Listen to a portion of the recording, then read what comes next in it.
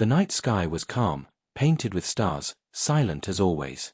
But then, without warning, a strange light appeared above the clouds. At first, people thought it was a comet, maybe even a falling star. It moved differently, fast, then slow, then stopping completely, hovering in the dark like a giant glowing eye watching the world below. The light grew brighter, pulsing, as if it were alive. It was not a meteor. It was not anything from Earth. And in that moment, humanity realized something extraordinary was about to happen. All over the world, cameras pointed to the sky. News anchors spoke in rushed, nervous voices. Scientists at observatories sent out emergency alerts, tracking the object as it moved closer. Governments called secret meetings, debating whether it was a weapon, a sign of invasion, or perhaps first contact. Across every nation, people gathered on rooftops and streets, staring upward in awe and fear. The light was now massive, larger than any aircraft, glowing with strange patterns of silver and blue that shifted like water. No one could explain it. No one dared to guess what was inside. Then, without sound, the light transformed. Its brightness dimmed, revealing a colossal shape hidden beneath. A ship. Smooth and seamless, with no visible engines, no markings of origin. It looked ancient and futuristic at the same time, as if built by a civilization far beyond human imagination. It descended slowly, silently, until it hovered over the Pacific Ocean, creating waves that rippled for miles. The world was frozen, holding its breath. No one knew whether to welcome it or prepare for war. For hours, the ship did nothing. It hovered above the water, casting a shimmering glow across the ocean. Military forces surrounded it from a distance, aircraft circling carefully, weapons locked but unused. Scientists picked up signals, patterns of sound, not like words but like music, soft and melodic. Some thought it was a greeting. Others feared it was a warning. The world waited. Every second felt like an eternity. And then, the ship moved.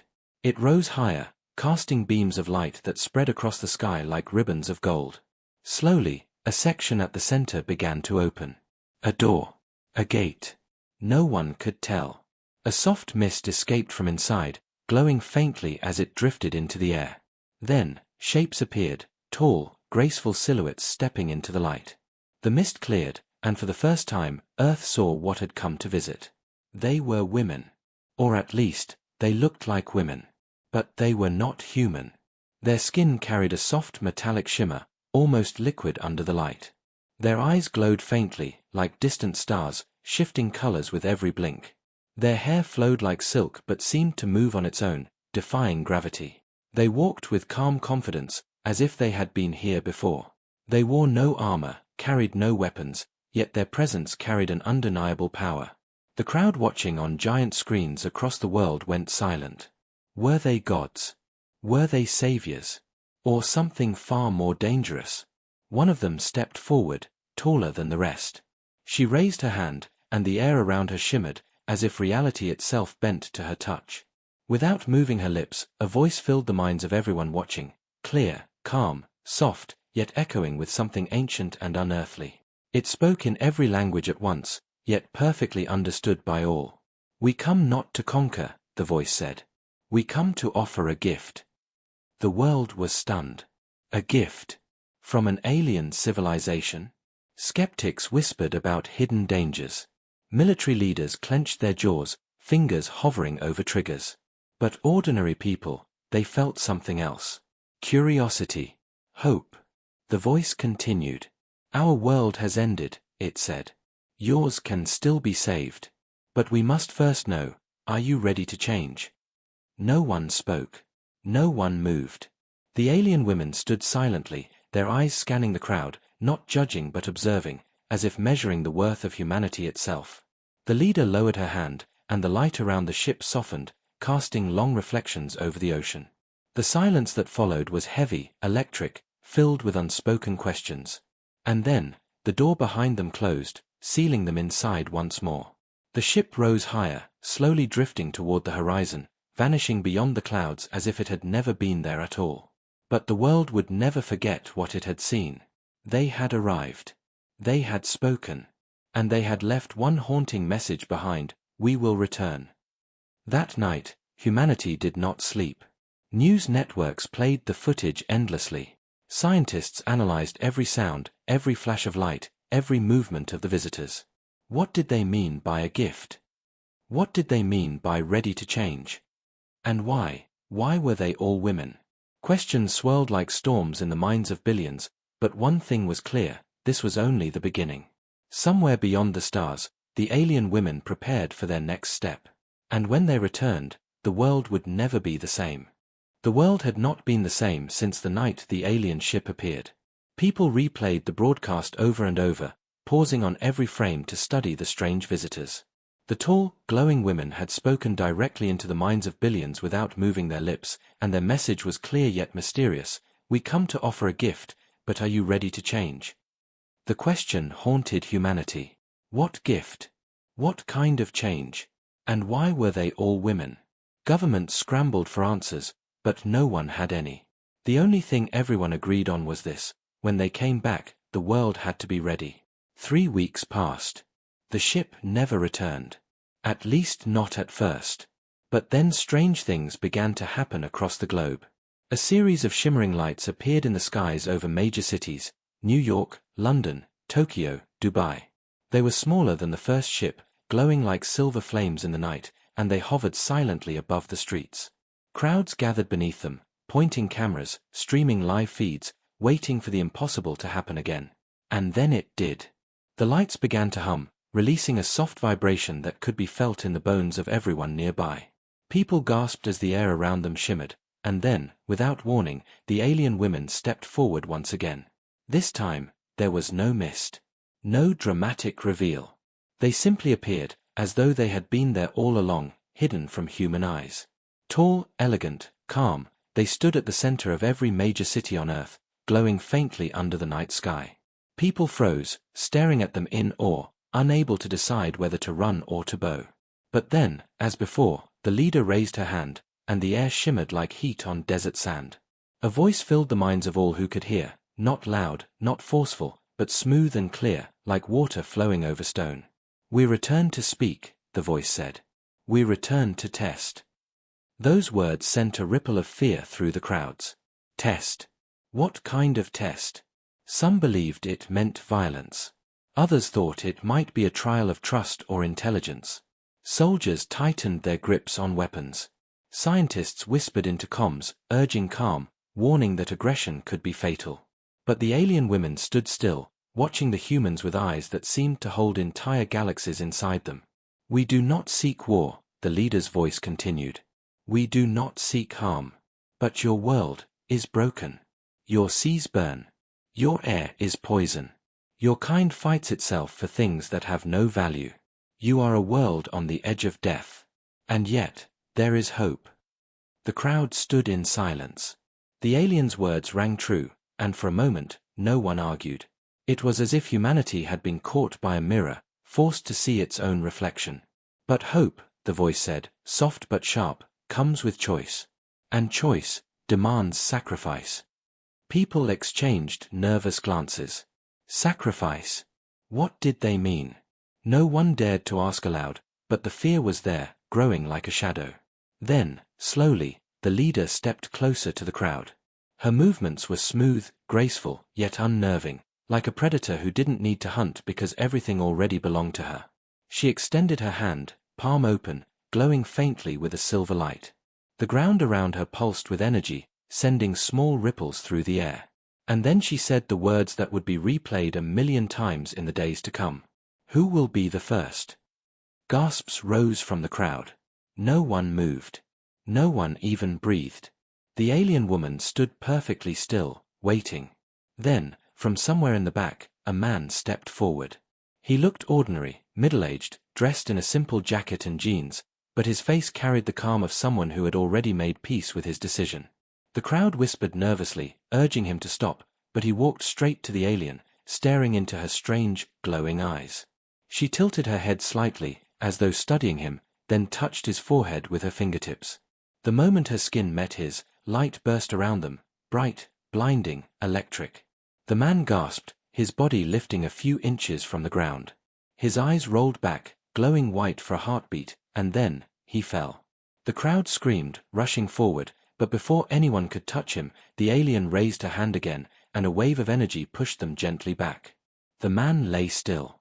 Then his chest rose. He opened his eyes, and they were no longer human. They glowed faintly, the same strange color-shifting light that danced within the aliens themselves. He stood slowly, his movements more controlled, his expression calm, almost serene. And then he spoke. His voice was still his own, but there was something different about it. Stronger, clearer, as if he was speaking with more than one mind at once. "I see," he whispered. "I see everything." The alien smiled, just slightly, almost imperceptibly, and turned back to the crowd. Her voice echoed once more, carrying a weight that felt both terrifying and hopeful. "This is the beginning.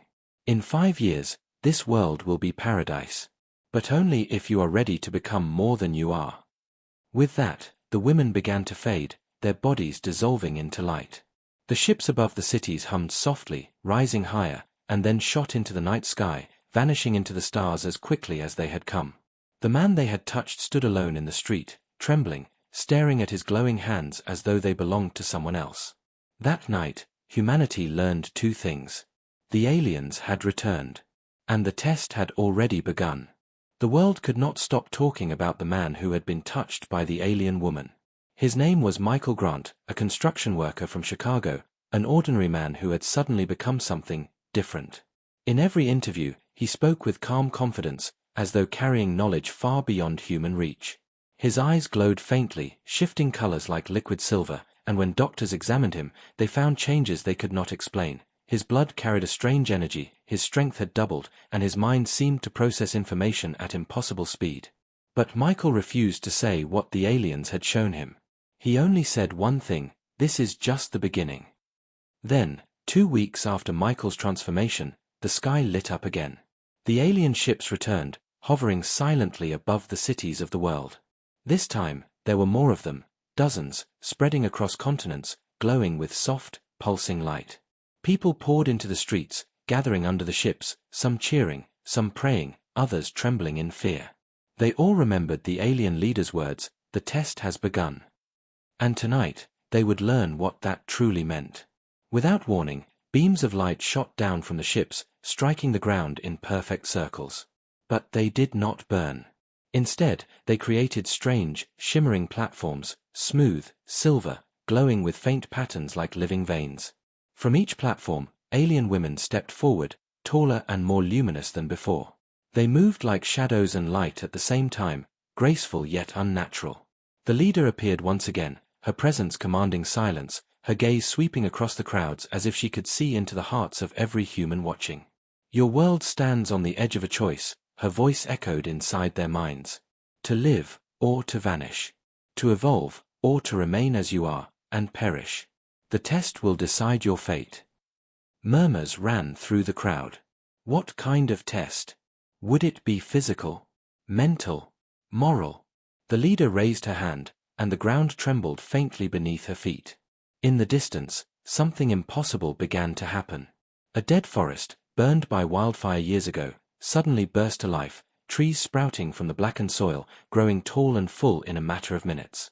The air around the forest shimmered with a strange energy, purer than any natural force. And then, without warning, the trees stopped growing. The energy faded. And the forest stood frozen, half dead, half alive, waiting. "This is what your world can become," the alien said. "But only if you prove yourselves worthy of it." She gestured toward the platforms.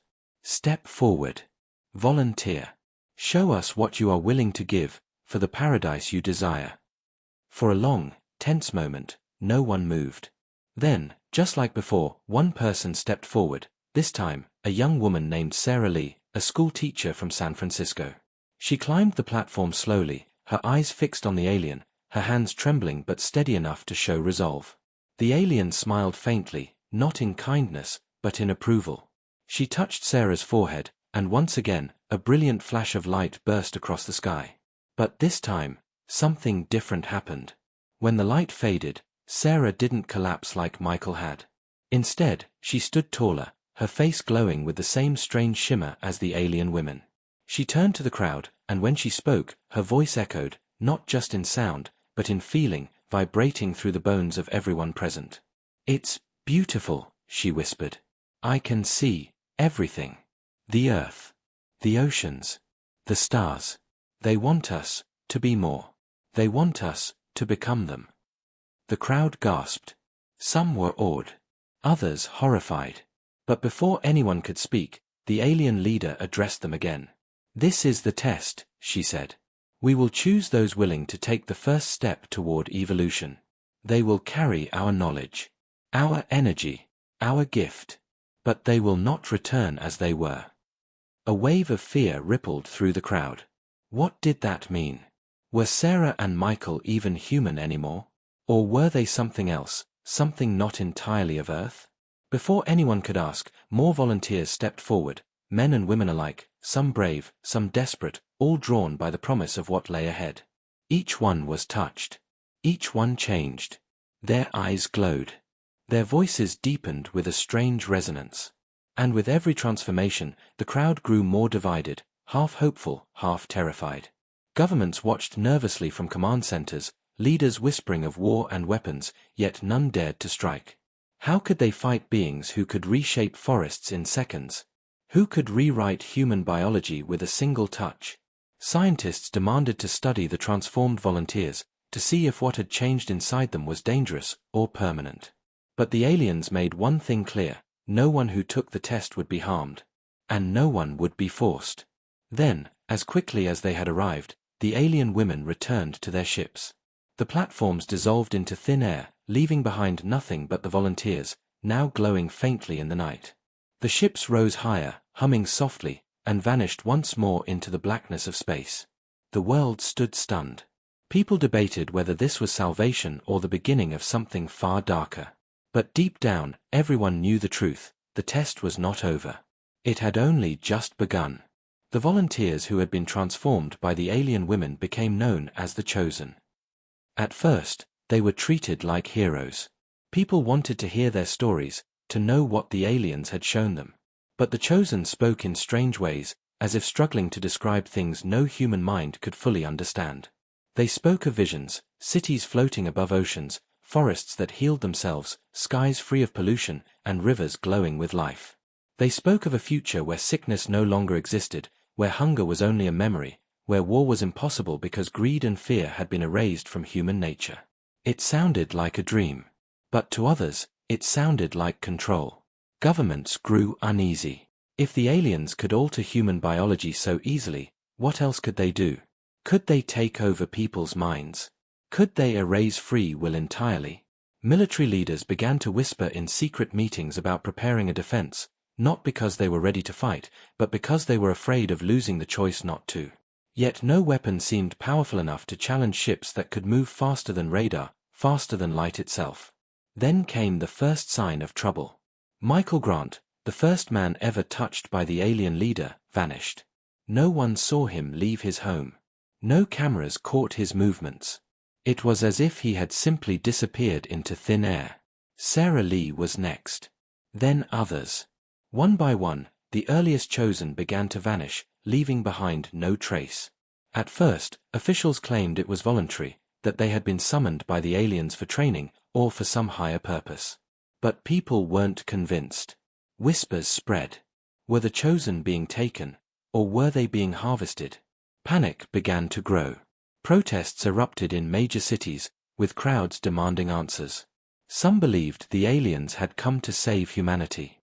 Others were convinced they had come to enslave it, to turn humans into something else, something no longer human at all. The world stood divided, fear and hope clashing like two storms about to collide. But then, 5 alien ships returned, one above Washington, D.C., one above London, one above Tokyo, one above Rio de Janeiro, and one above Cairo. And with them came a message that silenced everyone. The alien leader appeared, taller than before, glowing brighter than any human could bear to look at for long. Her voice entered the minds of billions, soft and calm yet heavy with a strange finality. "You fear what you do not understand," she said. "But we have not lied to you. We offer paradise. But paradise cannot be given freely. It must be earned. And earning it requires transformation." The crowd in Washington erupted in shouts, reporters shouting questions, military commanders barking into radios. The alien ignored them all. Those who are chosen will not return as they were. They will carry a part of us, and leave behind a part of themselves. This is the price of survival. This is the cost of evolution.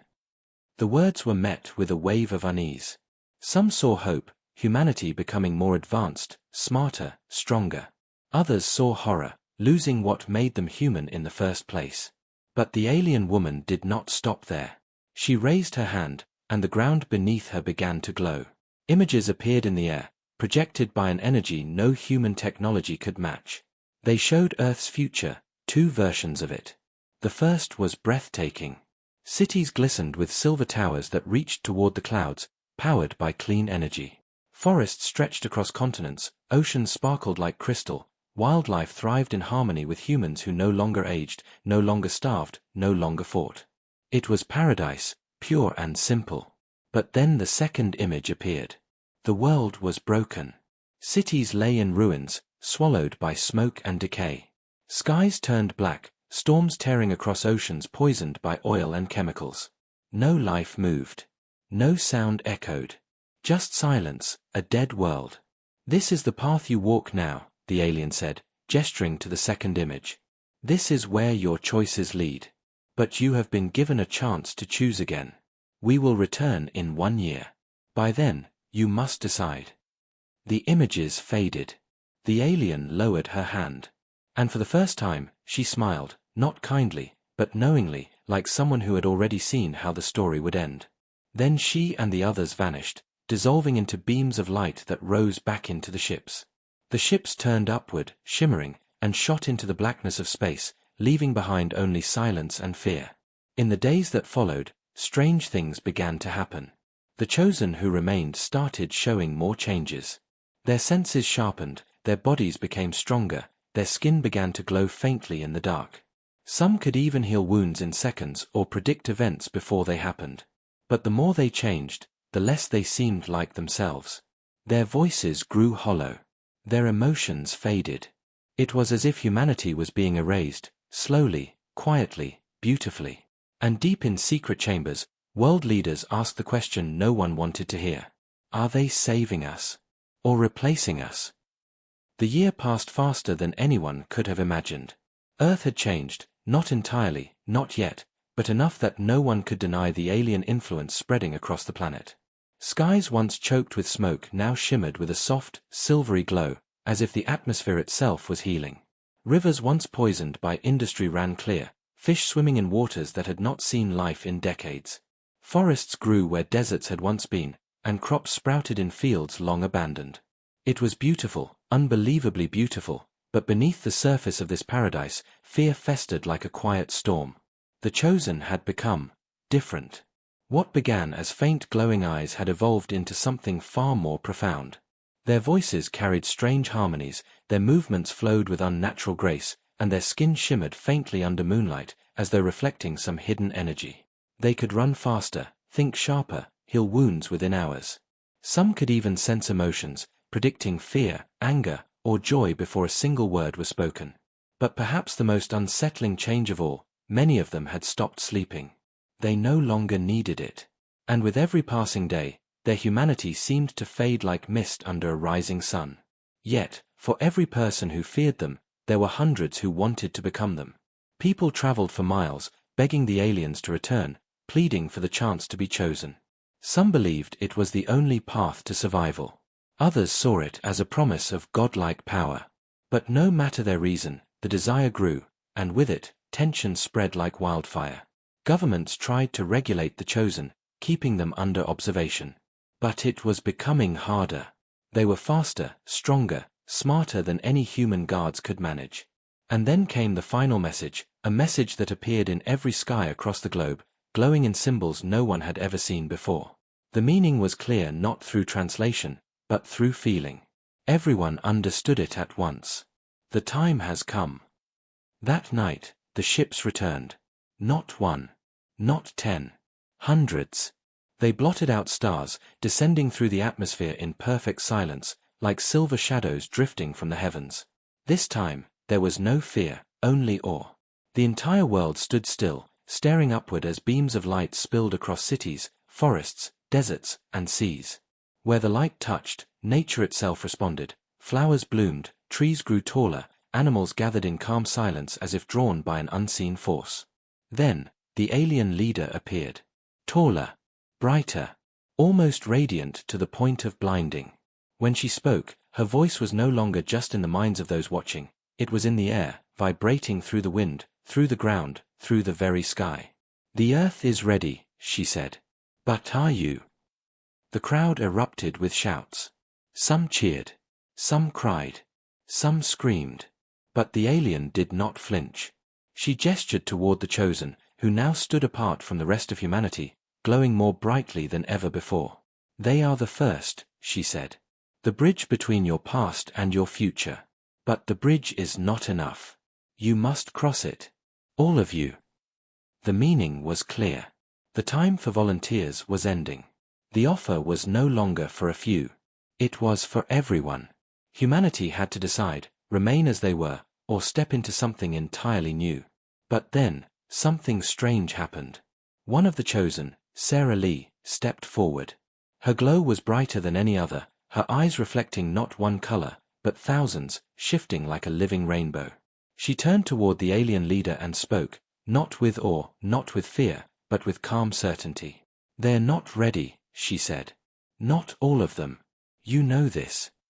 The alien tilted her head slightly, as if studying Sarah, but did not respond. Sarah turned to the crowd, her voice soft yet commanding. "I have seen what they plan," she said. "I have felt their vision. It is beautiful.